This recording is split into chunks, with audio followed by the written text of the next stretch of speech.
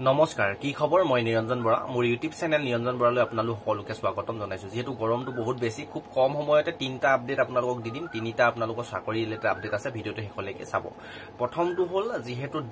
শিক্ষকৰ চাকৰি কৰিবৰ বাবে আমাৰ যেহেতু হাই সেকেন্ডাৰী পাছ কৰিলে আপুনি এলপি টিচাৰ কৰিব পাৰে গ্ৰেজুৱেচন কমপ্লিট কৰি থাকিলে ইউপি টিচাৰ মানে এমই স্কুল লেভেলত চাকৰি কৰিব পাৰে তাৰ আগতে আপুনি মাষ্টৰ চাকৰি কৰাৰ আগতে যেহেতু ডিএলএড আৰু বিএড কৰিব লাগে তাৰ যেহেতু এপ্লাই চলি আছে তাৰ লাষ্ট ডেট বঢ়াই দিলে কেতিয়ালৈকে চলিব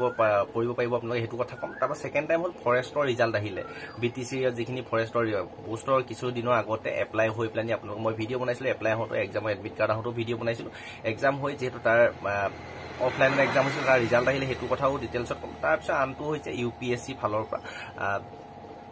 কিছুদিনৰ আগতে এক্সাম হৈছিল তাৰো আপোনালোকৰ ৰিজাল্ট আহিলে গোটেইকেইটা তথ্য পাব আপোনালোক ভিডিঅ'টো শেষলৈকে চাব ভিডিঅ'টো আৰম্ভ কৰাৰ আগতে মোৰ ইউটিউব চেনেলটো যদি আপুনি এতিয়ালৈ সাবস্ক্ৰাইব কৰি ৰাখিছে তেন্তে বহুত বহুত ধন্যবাদ আৰু যদি সাবস্ক্ৰাইব কৰি ৰখা নাই ন তেন্তে সাবস্ক্ৰাইব কৰি কাষতে যিটো বেল আইকন আছে ন বেল আইকনটো প্ৰেছ কৰি অল কৰি ৰাখিব তেতিয়া এনে ধৰণৰ গুৰুত্বপূৰ্ণ চাকৰি ৰিলেটেড যিকোনো আপডেটসমূহ পাই থাকিবৰ বাবে যদি আগন্তুক দিনত আপুনি চাকৰি এটা লোৱাৰ হেঁপাহ বা ইচ্ছা আছে বা আশা আৰু লক্ষ্য উদ্দেশ্য যদি আছে তেন্তে চেনেলটো সাবস্ক্ৰাইব কৰি বেল আইকন প্ৰেছ কৰি ৰাখিব আহক এতিয়া আমি ভিডিঅ'টো আৰম্ভ কৰোঁ তাৰ পৰা এই ভিডিঅ'টো সকলো যিমান লগৰ বন্ধু বান্ধৱী আছিলে ন সকলোলৈকে শ্বেয়াৰ কৰি দিব কোনোবা নহয় কোনোবা এজনৰ হ'লেও উপকাৰ হোৱাটোৱে মোৰ লাগে ভিডিঅ'টো কৰা বা সহায় হোৱাটোৱে লাগে আপোনালোকে সেইখন হেল্প হোৱাকে সকলো লগৰ বন্ধু বান্ধৱী দাদা বাইদেউ যিমান আছে সকলোলৈকে ভিডিঅ'টো অকণমান শ্বেয়াৰ কৰি দিব আহক এতিয়া আমি ভিডিঅ'টো আৰম্ভ কৰোঁ প্ৰথম কথা হ'ল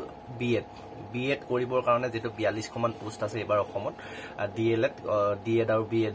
বিএডৰ কাৰণে তাত যদি আপোনালোকে হাই সেকেন্ডাৰী পাছ কৰিছে তেতিয়াও এডমিশন কৰিব পাৰে যেটো ডিএলএডটো কৰিবৰ কাৰণে আপোনালোকৰ বিএডটো কৰিবৰ কাৰণে আগতে এটা এন্ট্ৰেন্স এক্সাম দিবলৈ সেই এক্সামটো আপোনালোকৰ জুলাই মাহত অনুষ্ঠিত হ'ব তাৰ কাৰণে যেটো এপ্লাই অলৰেডি চলি আছিল আপোনাৰ 5 তাৰিখে লাষ্ট ডেট আছিল জুন মাহৰ 5 তাৰিখে লাষ্ট ডেট আছিলে এতিয়া এক্সটেন্ড কৰি দিলে মানে ডেটটো বঢ়াই দিলে আপোনালোকে যদি এপ্লাই কৰিব বিচাৰে 15 জুন তাৰিখলৈকে আপোনালোকে এপ্লাই কৰি থাকিব পাৰিব যত নেকি ময়ো কৰিম বুলি ভাবিছো আপোনালোকে যদি কৰিব বিচাৰে তেন্তে সেই এন্ট্ৰেন্সটো দিবৰ কাৰণে আপোনালোকে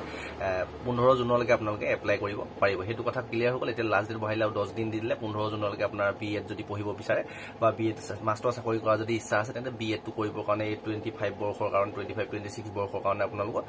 15 তাৰিখলৈকে লাষ্ট ডেটটো বঢ়াইলে এপ্লাই কৰাৰ বাবে তাৰপৰা আনটো হ'ল আপোনালোকৰ যিখিনি ফৰেষ্ট গাৰ্ড ফৰেষ্টাৰৰ পোষ্ট ওলাইছিলে বিটিসি ইয়াত সকলোৱে কিন্তু ইয়াত এপ্লাই কৰিব পৰা নাছিলে অল ইণ্ডিয়াত 400 ইমানটা পোষ্ট আছিলে নেকি আমাৰ অসমৰ যিকেইখন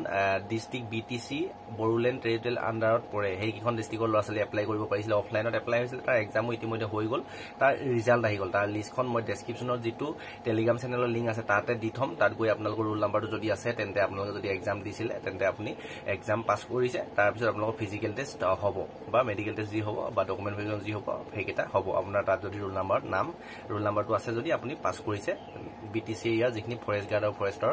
এক্সাম হৈছিলে তাত যদি এক্সাম দি থৈছিলে বিটিসি এৰিয়া যদি কোনোবা ল'ৰা ছোৱালী আছিলে তাৰপিছত আনটো হৈছে ইউপিএসসি ফালৰ পৰা কিছুদিনৰ আগতে এক্সাম হৈ গৈছে পোষ্ট কম আছিলে কিন্তু এক্সাম হৈ গৈছিলে তাতো যদি এক্সাম কোনোবা দাদা বাইদেউ যদি দি থৈছিলে এই ভিডিঅ'টো শ্বেয়াৰ কৰি দিব তেওঁলোকৰো ৰিজাল্ট আহি গ'ল আপোনালোকৰ তাত যদি আপোনালোক কোৱালিফাই হৈছে নেক্সট প্ৰিলিমছ আৰু মেইনছৰ কাৰণে আপোনালোক কোৱালিফাই হৈছে ইয়াৰ পিছত আপোনালোকৰ ভিডিঅ'টো সেইভাৱে শ্বেয়াৰ কৰি দিব এই তিনিটা আপডেট খুব অৰেল টাইপতে দি দিলোঁ ডেছক্ৰিপশ্যনতে যিমান পাৰোঁ মই লিষ্টবিলাক দিবলৈ চেষ্টা কৰিম আপোনালোকে টেলিগ্ৰাম চেনেলটোত গৈ লিষ্টখিনি চাই ল'ব আপোনালোকৰ নাম আছে নেকি তাৰপিছত আপোনালোকৰ যদি ৰোল নাম্বাৰ আছে নেকি যদি আছে তেন্তে এই ষ্টেপকেইটা কোৱালিফাই কৰিছে মানে এক্সামত কোৱালিফাই কৰিছে ফৰেষ্টাৰ আৰু